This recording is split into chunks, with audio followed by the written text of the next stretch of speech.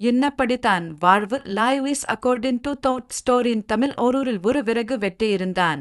அவன் நான்தோட்டம் ஊர் எல்லையில் இருந்து காட்டுக்கு சென்ற விறகுகளை வெட்டி அவற்றை ஊர் மக்களிடம் விற்று பிழப்பு நடத்தி வந்தான்.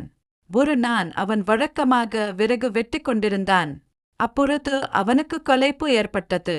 அங்கிருந்த ஒரு மரத்தின் நிழலில் படுத்தான். அந்த மரமானது நினைப்பதையெல்லாம் கொடுக்கும் மந்திர மரம் ஆகும். இந்த விஷயம் அவனுக்கு தெரியாது. அப்பொழுது தென்றல் காற்று சில்லென்று வீசியது. அது அவனுக்கு சுகமாக இருந்தது.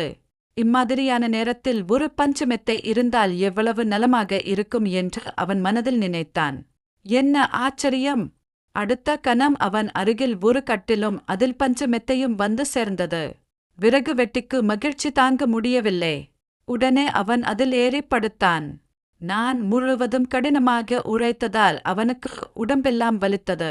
இந்த சமயத்தில் முதுகு, கை, கால் பிடித்து விட இளம்பெண் ஒருத்தி இருந்தால் எவ்வளவு நன்றாக இருக்கும் என்று மனதில் எண்ணினான். என் அதிசயம்! அடுத்த கணம் அங்கு ஒரு இளம்பெண் தோன்றி அவனுடைய கை கால்களை பிடித்து விட்டு கொண்டிருந்தாள். விறகு வெட்டிக்கு ஒன்றுமே புரியவில்லை. அவன் மகிழ்ச்சி வெள்ளத்தில் மிதந்தான். அவன் ஆச்சரியப்பட்டான். நினைப்பதெல்லாம் நடக்கின்றதே. இவ்வளவு சுகங்கள் இருந்தும் வயிற்றுக்கு உணவில்லாமல் பட்டினியாக இருக்கிறோமே. இப்பொழுது அறுசுவை உணவு இருந்தால் எவ்வளவு நலமாக இருக்கும் என்று எண்ணினான். மறுகணமே தங்கத்தட்டில் அறுசுவை உணவு வந்தது. பல வகை உணவுகள் வந்தன.